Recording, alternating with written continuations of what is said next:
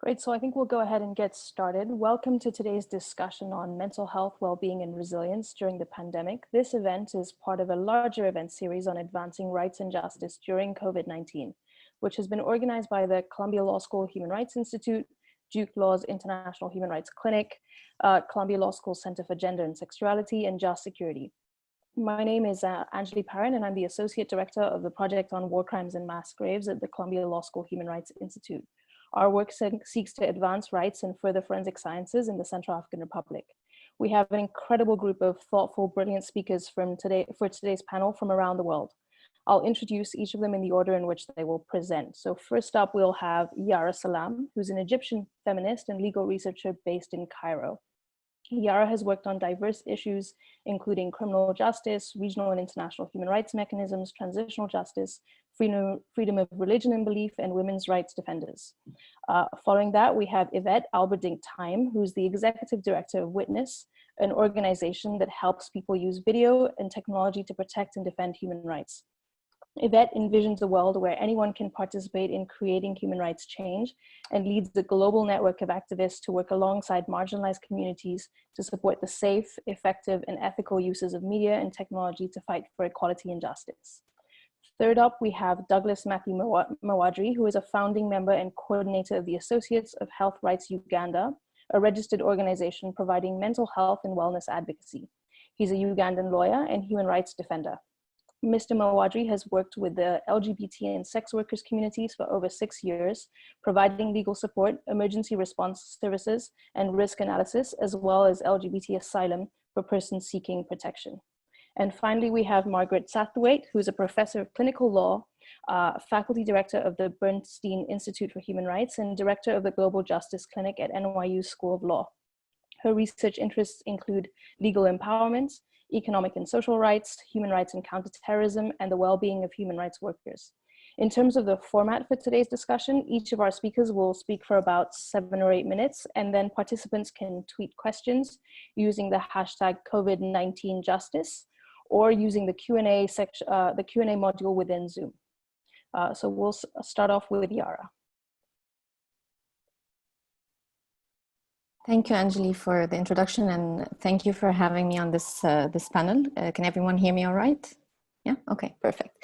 So I just want to start off with just to say that I think a lot of us who are working in the human rights field are having like some common mental load these days. So a lot of us, or a lot of activists, have lost their ability to organize, or the ability to organize has been very restrictive or restricted. And then there's the problem with the rise of domestic violence and against women, and the inability to actually respond to that adequately. And the third one is the lack of space to actually criticize governments for their response to the pandemic. This can be new to some defenders, but for others, including human rights defenders in Egypt, this has been the case for a couple of years now. This hasn't been new. And I think the only thing that we all share in this pandemic time is that none of our governments was prepared to respond to such crisis, health crisis. Other than that, I think we all experience this period differently. So depending on the privileges that we have, if we have a house, if we can have access to water, if we have to be confined with abusive partners or other people. So I think this brings me to my main point about like how human rights defenders deal with their workload at the moment, and how they can actually, this narrative about being productive. So there's a discussion about like how this time we all need to be productive in a way that now we have more free time. But the other counter argument is that actually this view of productivity or work-related production is very capitalist, and then there's another counter argument about how we actually view productivity. So for many of us, or for many people, including human rights defenders, including women human rights defenders, there's a lot of unappreciated labor, or labor that is usually unpaid, that is usually placed on women, related to emotional care of like family members, either like children or parents or other people, as well as housework that maybe we're not used to be doing. And in between, some of us feel that we're not very useful at the moment because of the work that the kind of work that we're doing. Some countries have like the court suspended, so lawyers don't have much to do, or maybe people who have actually other specialization that is not related to COVID or the impact of COVID. So I think the issue around well-being is to understand that although we all are going through the same health crisis, but we're going through it differently, and that there's no kind of prescription or advice that we should all follow, and that we should, it all depends on each of our situations, what kind of work that we're doing. If people are working on right to health, they can have an aspect to COVID-19, but people working, for example, on war crime, is going to be very difficult for them to have this aspect integrated. So I think we should just unpack this idea of productivity, or the way things were before COVID-19, like how at this moment, it's not only about surviving, it's about also looking into how we view productivity and how we include house labor and emotional labor into our idea of being productive. And I think this is key to accept the moment that we're in, with the anxiety that it entails, and how much time we're taking to actually cope with the new kind of arrangement in our homes, and as well as dealing with our colleagues in different mediums. Not everyone have the same internet connections, for example, and like access to a quiet room to speak about work. So all of these little inconveniences related to life is very difficult to put in place in one routine that is viable for everyone. So I think this should be in the back of our head when we're thinking about well-being. We're thinking about working as human rights defenders in our organizations, but also organizing with communities. That things are new. This is the first, at least in my lifetime, this is the first pandemic, or this is the first global health crisis that I've been through. And I think we should not hold on tight to how life was before, or how organizing was before, so we can at least try to adjust in a way that is useful for us and for the people that we're working with. That's it for now, and I'll continue later in the question. Thank you, Anjli. Thanks, Yara, for that really helpful delineation of the political nature and the need to think about not just emotional well-being, but how it factors into the kind of work and productivity that we might be thinking about. I'll turn next to Yvette to talk a little bit about the ways in which Witness has been working. Thank you, and thanks, Anjali, and thanks for putting together this really important conversation and bringing us all together. And thanks everyone for tuning in. I think it's this kind of community that is what we need, all of us, in these moments. Just to pick up on something that Yara said, this is not new. The stresses for human rights defenders are not new. The pressures on everyone is not new. But I think that, as we all know, COVID has just provided an enormous guise for abusive powers to accelerate some of the violence that is happening. And it also is making it extremely clear that particularly the communities that were already quite vulnerable have additional vulnerabilities right now. So for us, as a global team around the world, we work very closely with many different partners. And I thought maybe it might be helpful to just sort of explain a little bit how we're thinking about this and what we're learning. And I think, again, like we're learning this very much as a community by nobody has perfect answers, but constantly kind of listening and figuring out what we do. So obviously, as we noted, it's a human rights crisis. I think the way we have thought about this from the beginning, not just in the context of COVID, but in general, thinking about how do we as a movement become sustainable, is always on three levels. One is sort of on the systemic level, one is on the organization level, and one is on the individual level. So on the systemic level, we really think of ourselves as being part of a larger ecosystem that has massive pressures in it that have to do with how human rights abuses happen, but it also has to do with how philanthropy is supporting this or not. So really constantly thinking of how do we show up in this broader systemic problem, as opposed to boiling it down to the tireless human rights activist.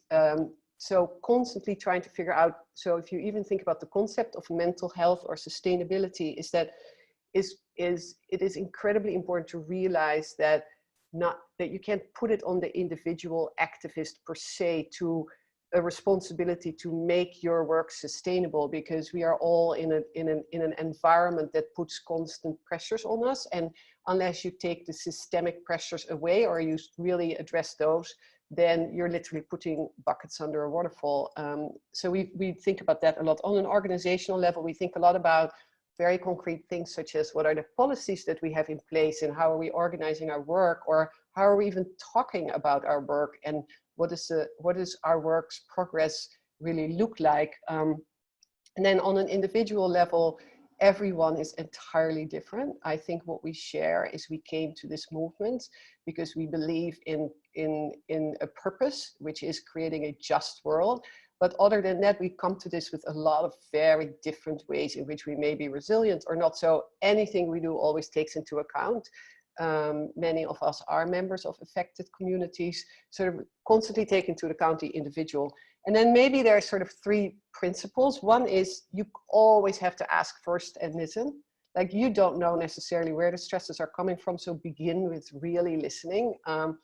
I've learned, for example, in our team, that where you may feel that sort of the increase of violence in Kenya under curfews, which I'm sure Douglas is also quite familiar with, is maybe the thing that is a key stressor. It may literally be that people stress because their partner has lost their job, or it may be stressing because they're worried about the financial situation of the organization. So you really just don't know. So you have to start by asking and really listening. The second sort of key thing we think about is words really matter. Like again, back to Yara's point about productivity and the capitalist system, like a word like solidarity right now, I think, is a much more important word to use than productivity or even the word impact, right? And words really matter in terms of how we're showing up with each other. And then I think the third one is really rely on the existing fabric of the community, the structure, the organization, the ecosystem, whatever you want to call it, that you're in. Don't create new structures to try to make things sustainable. The strength is within the community. And I think if you start there, then you can start thinking well about how you respond. So maybe I'll give a couple of very concrete examples. So on the systemic level, one of the things we try to do a lot is advocate to funders. And particularly now, and particularly as a responsibility to say, look, there's a lot of additional pressure on people.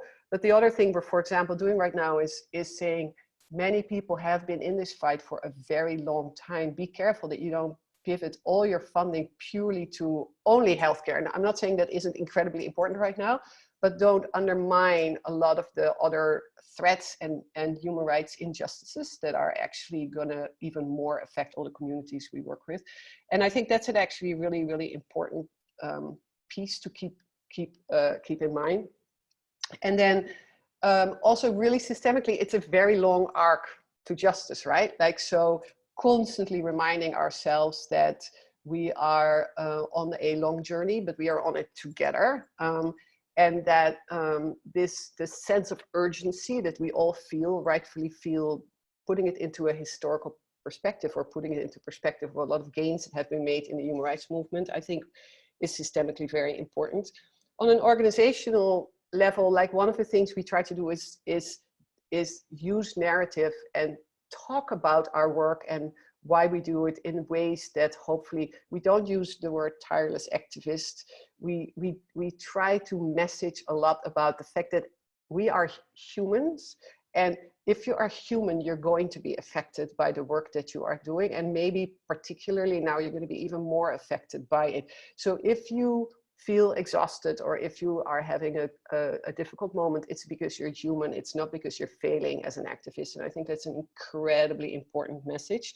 And there's several people around us in the movement who are making very strong points about that.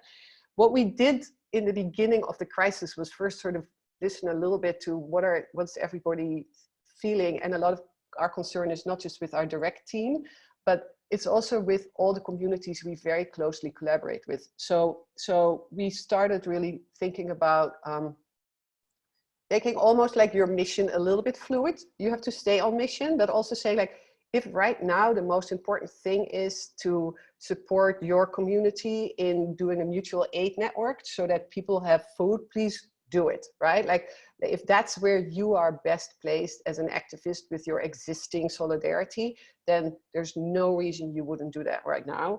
And we also immediately kind of took the pressure off people to feel that they had to be productive, because people had many different ways in which they had to show up, whether it is for their family, many with different ways they had to show up for their community. People's individual situations were very different.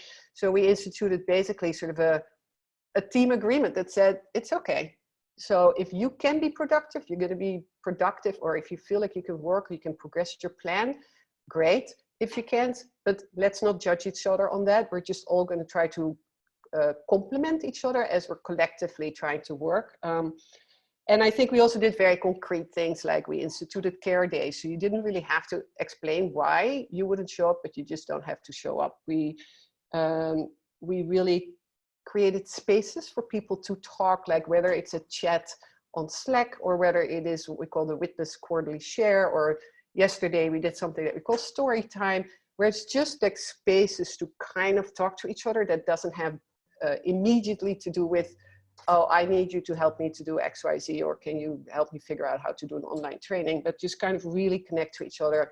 We created listening pods. We're just sort of experimenting, but the baseline is creating space for people to really talk to each other, because we know that there are challenges about doing that online. And then I think on the individual side of things, it's of course you have to make sure that people can have the tools, but the tools need to be very tailored to what people specifically need. So for somebody, it may be a spiritual healer. We created like a trauma fund because we were also learning that many professionals don't really know how to coach or support people who are human rights activists, but like giving people a lot of space to sort of pick their own ways in which they can be more resilient, and then trying to share a lot of stuff with each other in terms of, I just right before this shared a contemplation about care by Adrienne Marie Brown. So that's sort of, for example, somebody that we believe has a really great community take on how do you do collective care and how do you do self-care. So we try to, among all of us, share these kinds of tips with each other, whether it's about homeschooling or whether it's about how to stay really sane. So that's broadly how we're thinking about it. We also, from a leadership perspective, try to communicate as much and as honestly as we can. So for example, one of the real challenges is that we don't really know what our budget is going to look like. So what we try to do is be as transparent about it. So what we know, make sure the team actually knows it. And the other side of that financial part is also understanding that because we're part of an ecosystem, many of our partners are also losing funding or don't even have funding to begin with. So how do we try to then talk to people to say, well, in order for all of us to do our work, other people need to get resources as well. So that's sort of a couple of things that we do, and constantly talk to other people in the movement to say, what are you learning? What's working? What's not working? Thank you. Thanks, Yvette, for that really clear presentation of how organizations can work and respond in this moment, and for laying out the sort of 3 principles of asking and listening, ensuring that your words matter, and then really relying upon the existing structures that exist within a community. And also thinking about concrete ways in which we can work together while remaining distant. Douglas, I'll turn it over to you to explain a little bit about what you're doing in Uganda. Well, thank you so much for inviting me and for inviting me to be part of this panel to discuss COVID-19 and mental health and what activists are doing in Uganda. Well, first and foremost, COVID-19 presents a very new and unprecedented event that has never been seen before in the human rights community and within human rights defenders in Uganda. That said, it has, that said, each and every single person has been asked to stay at home in compliance with the Ministry of Health and into the government directives, and in they also to self-isolate, you know, under the directive of the Public Health COVID-19 Amendment Regulations. So that said, it has almost enabled each and every single human rights defender and human rights organizations to become non-essential service providers. As such, they cannot actually provide services for their beneficiaries. And every human rights defender and every organization actually feel that they cannot do so much, albeit of the fact that there are human rights violations that keeps to happen almost every other day.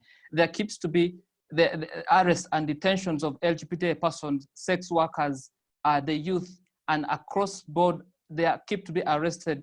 They keep to be arrests of individuals, LGBT persons, and so many other persons, almost in the way of enforcing the presidential directive, and more so for the LGBT persons, it is more or less like a scapegoat, following up the enactment of the Anti-Homosexuality Act way back in 2014. So this, in other words, presents a new form of arrest and detention by the authorities, so that it will look as if people are being arrested and detained in the cover of COVID-19, but also in the way of trying to ensure that LGBT persons are also face, you know, the wrath of the law so hardly. So that said, because of such, activists are asked to stay at home, to isolate and to enforce the presidential directions, and they feel that really they cannot do so much. So as such, the level of anxiety, the level of, they feel that you can't do much to help your societies has really gone up. They also keeps, they also arrest, besides arrest, their unemployment of the LGBT community that keeps, you know, going on because of, first and foremost, of their sexuality. People are asked to stay at home, and because people are asked to stay at home, there are also cases of intimate partner violence. There are cases of domestic violence. There are cases of individuals coming out and identifying and talking about their sexuality to their parents. And these are not on their own volition, but they are induced because of the circumstance that COVID-19 actually presents. So that said, these cases keeps coming up, and they keep piling, and human rights defenders, for that matter, that cannot really so much offer so much. One of the things that they arrest LGBT persons for is that they are in Uganda. There are shelters that host LGBT communities. You know, so one of the things, at one material time, they arrested 23 individuals, and because the presidential directive said that there should be only 10 people who actually should stay in a gathering. And these are people who are staying in a shelter, and these are people who are actually homeless, and because of they have been evicted by their family, evicted or banished by their family members, they can only have safe space in the LGBT shelter. So for that matter, they were arrested, and they were told that because there are more than 10 in a shelter, they cannot actually stay in such a place. So that then presents a new scapegoat, and they were told that they were arrested and detained because their acts are actually negligently spreading infectious diseases. So as such, this then presents a new way of presenting, rather arresting and detaining LGBT persons and justifying it on COVID-19. These are basically ramifications of the Anti-Homosexuality Act that was way back in 2014. So what we do as an organization, as communities, and as human rights defenders and organizations is that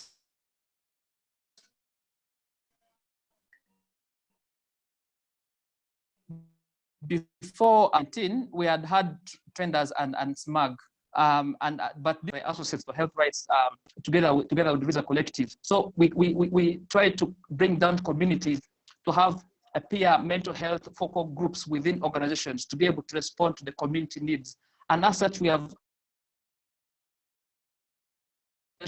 to be able to respond to the concerns of their communities, and more so concerns are rising as a result of mental health. So by creating this committee of peer groups, it has enabled people to fairly and effectively respond to some of the cases within their communities. And we are basically using the peer training, we are basically using the peer model to ensure that the peers get to their other members within their communities, which of course we know that we cannot get. So this has presented a way of working remotely online to be able to talk and engage with some of the community members. We have also developed online risk management tools and best practices that you can follow to mitigate all the risks that communities and individuals go through. And more so, these are through the human rights defenders and human rights organizations that were identified during our Fire That Fuels training. So this has enabled people to have a little bit of better understanding, a little bit of how mental health actually manifests in individuals, and also what are the best mitigating factors they can use at this material time to be able to respond to the cases that do come to their organizations, and also how they feel in respect to how they can cope with this situation. Because as I said, it is definitely a very unprecedented that has never been felt before within these organizations. We have also gone ahead and create through our peer model and peer training and peer counseling system, we have created a culture of solidarity within human rights organizations and within human rights defenders to be able to basically check on each other using online platforms, and also to be able to communicate and avail toll-free phone numbers so that people who require some of the services can be able to respond and manage some of the measures, or manage anxiety, depression, or any other mental health related kind of issues that are raised within the communities. We have kept documenting cases of violence, and of course we know that we cannot respond to it at this material time. We definitely have to respond to it at some other time once when COVID-19 subsides. And of course there are individuals who actually exhibit much more other characters that we think that it requires physical attending to these issues other than having even online discussions. But so at the moment, we are basically using online processes to be able to reach out to some of those individuals and avail our services. But we think, and at future date, we definitely need to create a much more concrete measures on how to address these issues, because some people are definitely acting suicidal. There are people who have lost their employment, and as such, they don't know where to start from, and they become even much more, a threat to themselves as opposed to, there was an issue that Yvette had raised in respect to how human rights defenders do feel. It affects definitely you, but it goes way ahead beyond yourself to also affect the organization that you work for.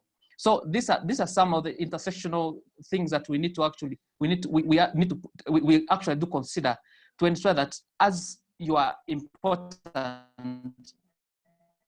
your organization is more so, you are much more important to yourself, so that if you're not important to yourself, definitely you cannot provide services for your organization. So we definitely have measurement. We have mitigating factors we thought could work right now by way of online,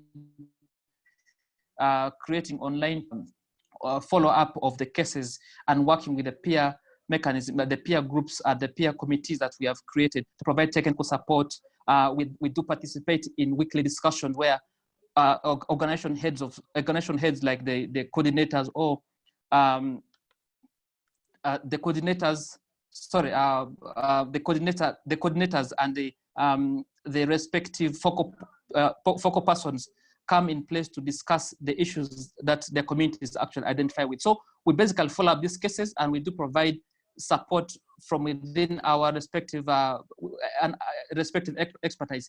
This is by way of asking us to be able to identify some of the measures, the best practices that we can use across, you know, the globe with our friends and allies, and also with the scholars in respect to identifying which are those best practices that you can use to be able to mitigate some of the issues that are raising. So what do we need like at this material time? Definitely, we have been shown with COVID-19 that there are gaps that the communities need to know. Besides the communities knowing these gaps, we need to address these gaps as and when, because always people come and address what they want to raise issues at the time of crisis. But why we now, our model right now is to prepare ourselves to handle any type of crisis as and when it arises. So what we intend to do after COVID is that we intend to have a better training for the focal persons we have identified, to be able to guide them with better tools to be able to address issues of COVID-19 and any crisis that might arise within their communities and within their organizations. And we know for a fact that we have elections in the next year, general elections. So definitely during this time, the number of persons, of LGBT persons, of violence of LGBT persons will rise up. So we need to put measures to be able to address these issues even before they arise. And that is by way of training focal persons within organizations with better mental health tools to be able to address and gain resilience as they do the advocacy. We also plan to develop better online tools to mitigate this to mitigate the issues that the human rights defenders do raise and raised and also raised by their committee members. We can only do this by way of peer group and going through the committee members, because that's the only way we can possibly reach a wider spectrum of individuals. We also continue to provide. We will also continue to provide and continue to provide technical support to encourage organizations and HRDs to adopt the peer-based centered human rights approach as a tool to be able to address the respective concerns that the human rights defenders and also organizations do raise. Of course, we take note of each and every single gap that comes across, and we see if and when we can provide the best remedies and mitigate these issues and gaps arising. We also intend to facilitate safe space for peer mental health focal persons to develop their skills in respect to responding to the mental health cases. And this is by regularizing our trainings with focal persons and ensuring that at least they're up to date with what they're doing, and also identifying new skills and measures to be able to address. Of course, we know through research that each and every single time a new research comes with better solutions to some of the issues that arise. And also, one of the issues is we intend to create partnerships and to create alliances with human rights defenders and human rights organizations nationally and internationally to be able to bring in the best practices that organizations can use and utilize within their organizations, and also by human rights defenders in respect to doing advocacy. The only way we can do this is by having unified ways of programs. And one of the strengths that we have at Associates for Health Rights is to bring together human rights defenders and to bring together organizations that do and ensuring that they have a unified way of addressing issues. As we had our Fire That Fuels human rights training in October, hosted at SMAG, one of the things was that human rights organizations did not know how to address and attend to mental health issues. And these are programs also that didn't form part of their programmings in their organizations. So we are trying to encourage organizations to adopt and have mental health programs within their organizations so that they have programs that can address this, and we shall definitely keep monitoring and working with the human rights defenders and the focal persons as the peer focal persons identified within these organizations to be able to champion a mental health and anything that leads to resilience for human rights defenders. Well, I think that's it right now for my presentation, and thank you. Thanks, Douglas, for both laying out the new vulnerabilities and the exacerbated harms that are occurring for vulnerable groups in Uganda, and the ways in which human rights defenders are trying to respond online to community needs while looking after themselves through a peer support model. And so finally, I'll turn it over to Meg to talk a little bit about the research that you've been doing and what the research is showing about well-being and resilience for human rights advocates. Great, thanks so much. And the first thing I want to say is thank you all. And it's really such an incredible honor to be on this panel with those of you who've already spoken. I am here really to give a little bit, as Anjli said, of our research findings. And so this will be slightly more kind of abstract, but I hope it'll be a contribution as well. And I won't take up too much time so that we can hear back from the advocates. And here I will try to start a PowerPoint and share my screen. There we go.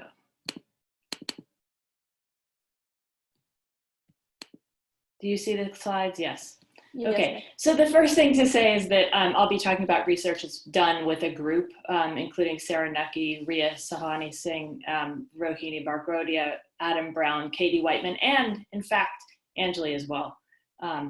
So I'm going to talk a little bit about some key things that I think are potentially relevant, but it's important to say that research right now is probably not the #1 thing we need. And we're really offering it as hopefully a bit of ammunition, if you will. So particularly for people like seeking funding, sometimes data and findings can be helpful. And also sometimes hopefully they can help put stuff into context. So a couple of things that have already been said really, and I'm going to be using this language of trauma, and I'm going to be using the language of resilience as well, but there's tons of different vocabularies, of course, that are used in this space. And I think the #1 thing that's already been pointed out is, of course, we're constantly dealing with trauma in this space, in the human rights defender space, because we're looking at how to shift power. And power structures systematically traumatize the people they oppress, right? And then dehumanize the oppressors. So to go back very beginning of what Yara said, all of us are experiencing this current crisis differently. And that has to do with where we are situated in these intersectional versions of different power structures. Of course, fighting the impact of these systems is hard, and it's often just basically very soul crushing. And so resilience is really needed to stay in this fight for the long term. So we all know, and folks have already said this, the work can really feed us and can really give us our passion and help us stay engaged, but it also can be difficult when we start to lose that sense of feeding. And so at those moments, I think it can be really helpful to think of resilience as a form of resistance and to think about how can we tap back into that energy in this crisis.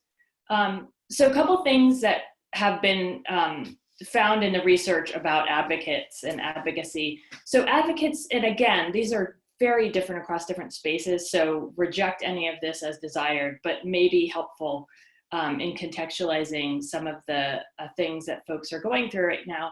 Advocates often prioritize their work or their activism over their personal well-being.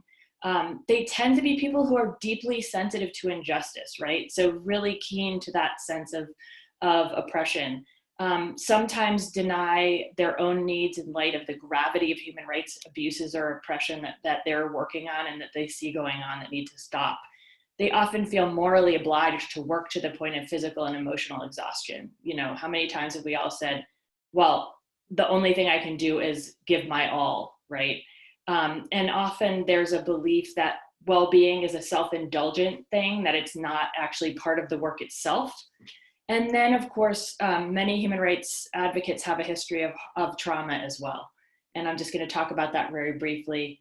In a study that we did looking at human rights advocates, we found that almost 40% of them reported experiencing significant effects of trauma. And so that included both post-traumatic stress disorder, so people who really were experiencing very intrusive forms of trauma and the effects of trauma, and then a large set of people who also were experiencing many of those what would be called symptoms by psychologists or psychiatrists, but many of those things that are intruding but not necessarily reaching that diagnostic. But the point here really is it's a very common thing in our field, in our movements, in our communities, that folks are experiencing this kind of trauma. And of course, people of color and people who are objects of oppression and discrimination experience these forms of trauma at much higher rates. We asked human rights advocates in relation specifically to their human rights advocacy, were they experiencing or had they ever experienced anxiety, depression, or PTSD?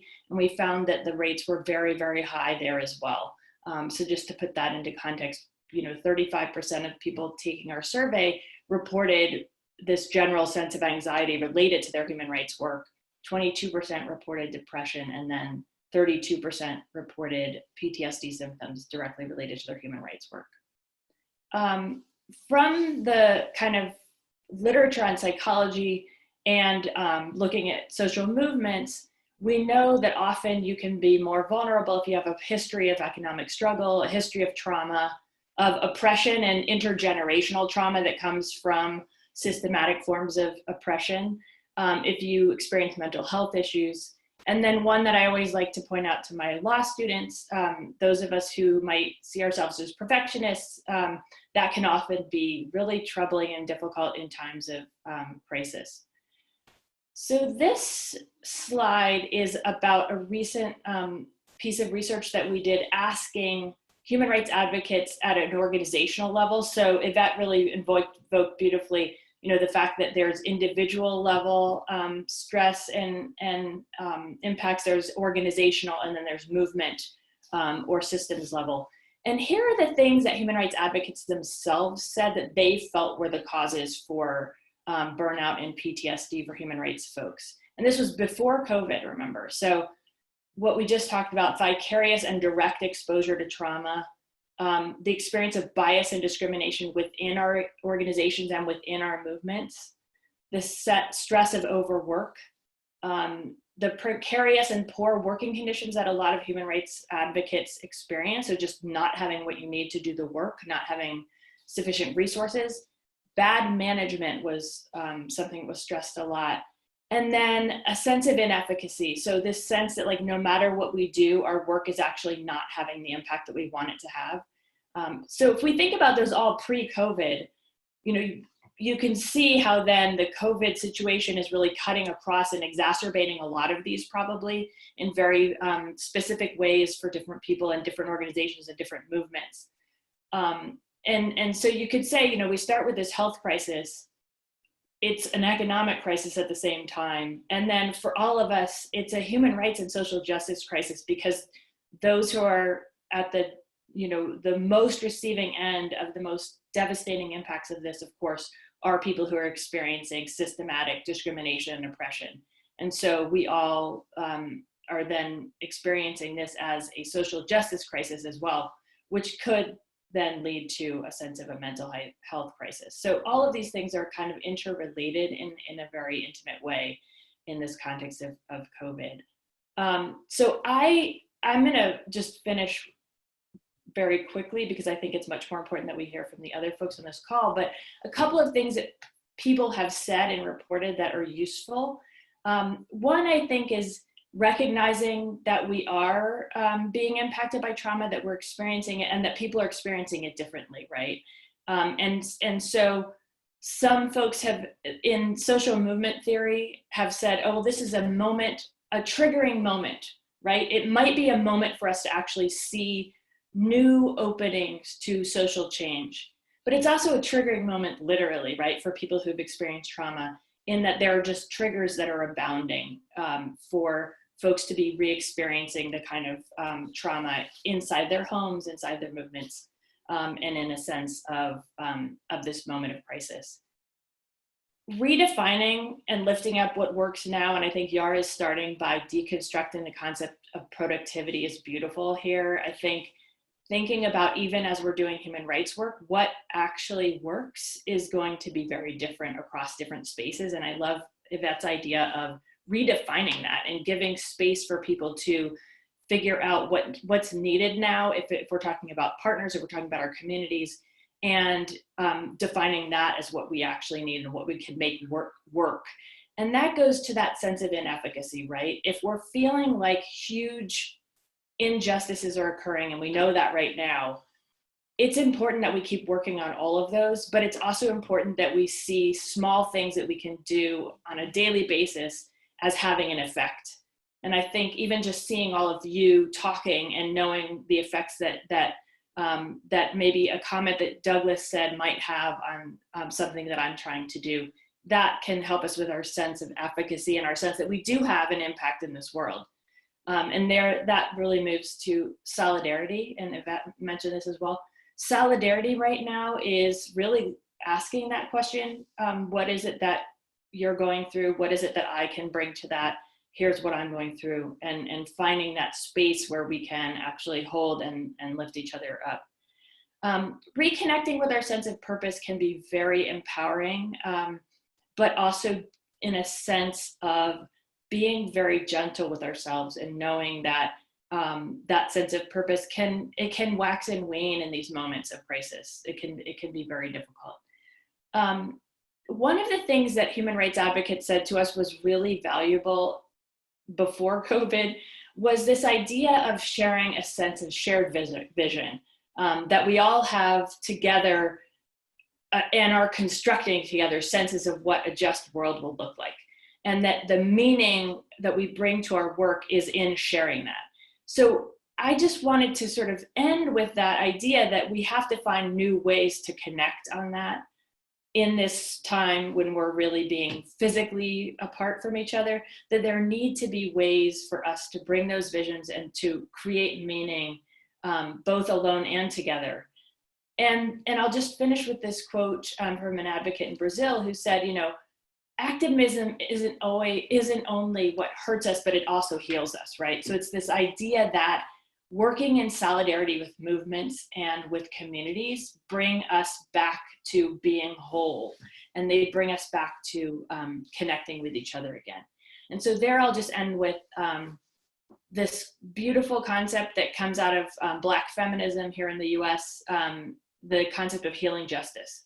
So this quote, I think that a lot of us have used as a touchstone from Audre Lorde: caring for myself is not self-indulgence, it's self-preservation, and that is an act of political warfare. And then I think Prentice Hemphill brings up this beautiful idea that we heal to uncover and to offer our contribution. So healing ourselves and bringing ourselves to a space where we can reconnect with that fire that does fuel us, as Douglas was saying, can be a way of bringing our contribution back as well. And I will stop there and hand it back to Anjli. Thank you so much, Meg, for really tying together how the research and what advocates around the world are already saying on this issue, and thinking through how folks are managing both the current impacts, lifting up what works currently, thinking through about how they can be more in solidarity with each other and connecting back to their purpose and the meaning of the work as ways to build and continue to foster greater resilience during this time. We have a couple of questions that have just come in. One of the ones that has come in, which maybe I'll ask Yara to speak to, and then possibly also Yvette. Somebody asks, how do I pursue or work with my senior colleagues to come up with tools and solutions for addressing mental health and well-being? What are strategies I could use with my more senior colleagues? Maybe Yara, I can have you chime in first, and then Yvette, and as someone in sort of senior leadership, you can also speak to what might work. Sure. First, definitely it has to be on the table. It's really difficult to engage with senior management if the conversation around well-being is not already on the table, right? So it's really difficult to speak to your manager if she or he is actually overworking herself or overworking himself and doing all sorts of things that are like, you just lead by example. Nevertheless, I think it's a good moment for those of us who are working in NGOs or activist groups that the conversation haven't happened yet, to actually open it up. First, like there's a lot of people who are right now exploring different online mediums to communicate together. So a lot of check-ins to make sure that everyone is all right, a lot of flexibility around working hours, but also this is a little bit risky because of like this bridging about personal space and work time and when this ends and when this starts. But I think I'm privileged enough to be working in an organization that is actually have put well-being in a very important place. But I would definitely talk about, for example, flexibility of working hours, because this is very important, and rescheduling work plans, because it's these two issues are very important right now as people are trying to cope with the new routine and making sure that they already have enough brain space to work. And with the lockdown, and it might be the case that defenders have previous experience of confinement, and now it's very anxiety inducing to actually have to be staying in one place. So discussing scheduling work plans and and flexibility is really important. I think making sure that the isolation is not really social isolation, it's just physical isolation. So if there is a possibility to actually discuss with senior management that there would be some kind of a friendly check-ins within the team, or maybe team meetings every week, or there has to be someone who's able to have an eye on everyone, depending on the size, of course, of the organization. If it's an international organization with hundreds of employees, then it falls on smaller teams. But I think this is the right moment. I know it's a difficult conversation to have if senior management is not taking the first step to have it. But I think it's very legitimate, and I think everyone is speaking about it. So it's really, you can bring it up to the table and say, like, listen, this is affecting everyone. It's not only me. So it's not about me being lazy about my work or me not be able to toughen up or whatever it is. I really like what Yvette was saying, that we're not tireless. And explain that we have different responsibilities. So if someone lives on their own, is different than someone who has a family, someone who has old parents to take care of. So it's also important to communicate to the senior management your situation. I think it's always important to presume that the other person doesn't really know, and presume that they have good faith, that maybe it's a new thing and they haven't thought about it. So maybe you should come up with a suggestion. Yeah, thanks. Thanks, Yara. Yvette, do you have anything to sort of add to that? I really briefly, because I think Yara covered 99% of it. I would just say that this question is a really good question, and it comes up all the time. And a lot of the stress and a lot comes from the managers. And so this is a very, very frequent question. So the only thing, and it's not always comfortable to bring it up. So the only thing I would say is, if you can absolutely articulate your concerns as much as you can, if you don't feel comfortable, what I've seen, for example, in my organization, this happened literally this morning, is that someone who's more outspoken than somebody else would bring it up very directly and say, oh, well, how is that going to affect my colleagues? So try to partner on it. And then the other thing I would say is, it's very helpful to bring this up in every meeting that you're having and not make it a separate issue. So when you're talking about, okay, let's look at what we can do given that we can't travel, then bring it up. if you are talking about what are we doing on war crimes in the coming year, and how do we think about archiving right now, like bring it up. Like, so it's almost like mainstream it into the organization as much as you can, because it is a question of capacity and plans and many other different things. Yeah, but super good question. Thanks for that. I have a second question here for Douglas. As you were discussing the ways in which you created a hotline and a toll-free number to support members of the LGBT and sex workers community who may be struggling during this moment, what are the ways in which, or how are the ways in which you're thinking about the people who are manning the hotline and how they are getting support for themselves? What are the ways in which you've been either exploring this question or building in structures of support? Well, definitely that's one of our concerns as we talk right now, because we know for a fact that our issue is with human rights defenders, and we want to make sure. I think we just lost Douglas, so we'll be trying to get him back for the last couple of minutes, but I'll move on to the next question, which concerns funders. And maybe for Meg, if you've been thinking about this in terms of the broader research, also pre-COVID, and for the rest of you as well, have you had a sense from either your organizations on the research of how funders are reacting to this, how they're thinking about supporting human rights defenders, and whether they're doing this in a way that is, what's been helpful, what's been harmful? Sure. So I think it's a very mixed bag. That would be my overall answer to that. I would say that funders are hosting more opportunities to have this conversation. And they certainly are, many of them are bringing up the issue, but whether they're actually putting money where that discussion is a different question. And I see that we have Douglas back. Maybe I will hand it back to you, Anjli, so you can hand it back to him. Douglas, do we have you back? Yes, I am. I am. Do you hear me? Great. Yeah, we can hear you. Go ahead.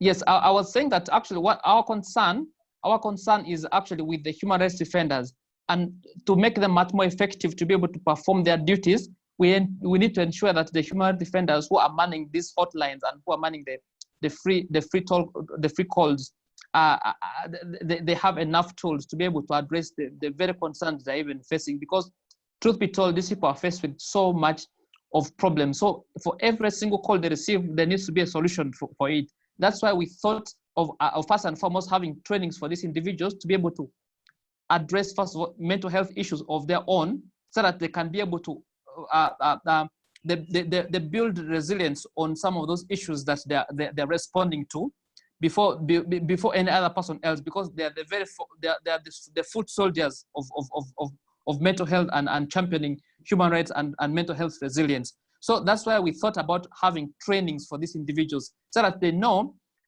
the difference between having your own mental health, guiding your own mental health, and ensuring also that your communities are also catered for. And that then takes us to the point of have to train these individuals to be able to understand. And that is by way of having them equipped with tools of both addressing their mental health concerns, but also addressing the mental health concerns of their communities. And that's where we are now headed to next after COVID. And definitely we need support for this kind of work to be able to have peer focal persons trained with this. Thank you. Thank you so much, Douglas. And I think that's all the time we have left. Just to say that all of our panelists are doing incredible and amazing work. And to make a quick plug for Yara Sallam's book that has, I believe, just been translated recently. If you go to her website, you can read it there, and it has really useful information about building resilience among human rights activists and thinking about it from a feminist perspective. And of course, Witness is doing incredible work during the COVID-19 situation, and AHAR is doing fantastic work in Uganda about supporting LGBT activists. Thank you so much for joining today, and thanks again to our panelists. Thank you, Anjli. Thanks, everyone. Thank you. Thank you for hosting us, and thanks for organizing this program. Thank you. Thanks very much.